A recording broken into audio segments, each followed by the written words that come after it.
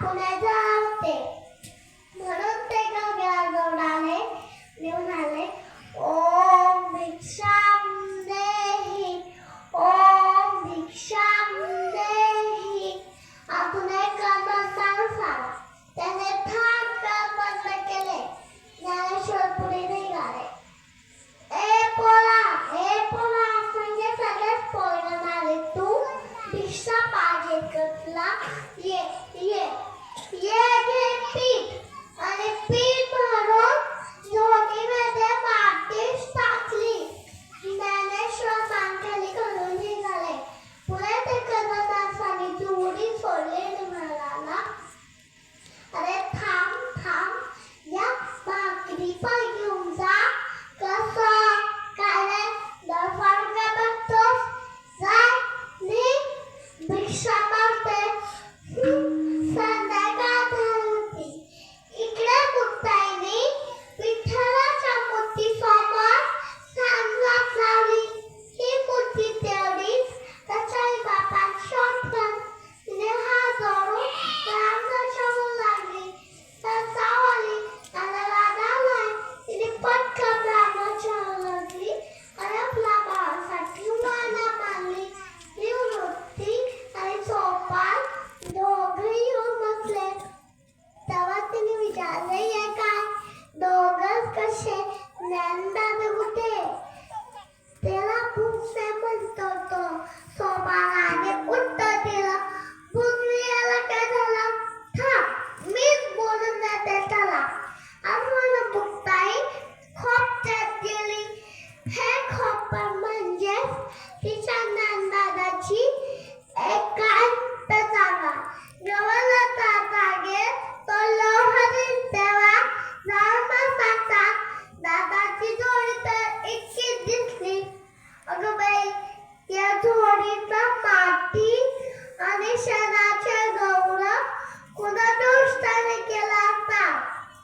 म्हणून दादा बसून बसले ए दादा टाटी उघड दादा ए दादा ऐकलं चिंता क्रोध मागे सारा टाटी उघडा ज्ञानेश्वरा विश्वपथ ब्रह्मदोरा टाटी उघडा ज्ञानेश्वरा ए दादा कोणी वाईट वागलं तर क्षमा करावी हे तू सांगतोस ना आणि स्वतः लागून बसले अरे या उन्माला पामुळे साऱ्या जगावर जातं खूप मोठी जबाबदारी तुला या विश्वाला ताळ लावा या मी सांगायला पाहिजे ज्ञानदादाला ए दमरे रे मी ज्ञानदादा पाय दुखले माझे तुला तुझ्या बहिणीची दया नाही आहे का विसर नाही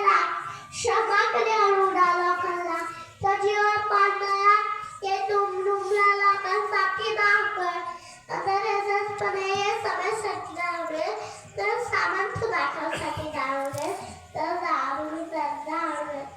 विश्वकलासाठी घरी बसले विश्वा देखून ज्ञानेश्वर खबर जागी झाली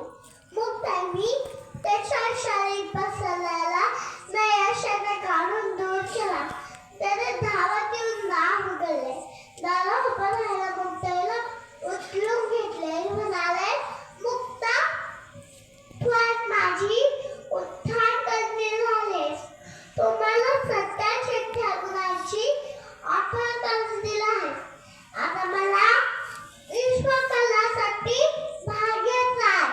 खरं मुक्ताईनी अद्याप माझं कसं जगावे या ज्ञानेश्वराला दाखवून दिले आपण आहे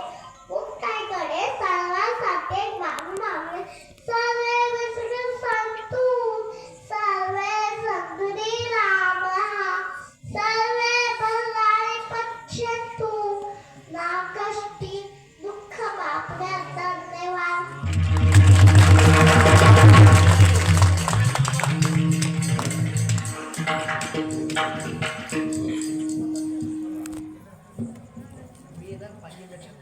लवकर लवकर